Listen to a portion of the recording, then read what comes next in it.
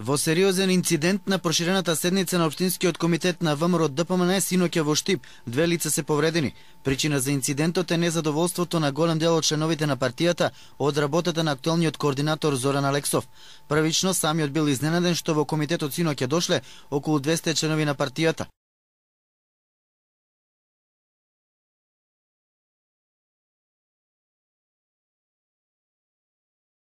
Назначувањето на блиски луѓе до него во управните одбори на здравствените институции биле главна причина за незадоволството.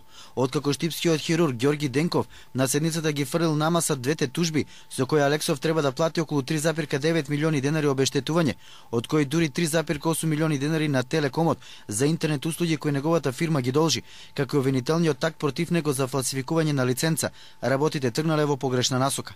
Дошло до обвинување на двете групи, при што почнало скандирање оставка. Настанала турканица во која 2 лица се повредени.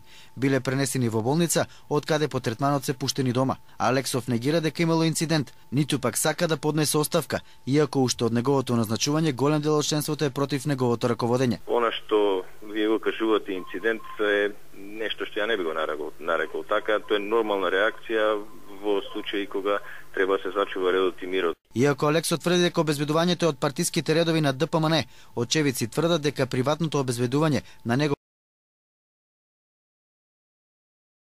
близок соработник се грижело за неговата безбедност. Според информациите, третина од членовите на нетесното раководство се против Алексов, третина му се верни, а третина балансираат во зависност од ситуацијата.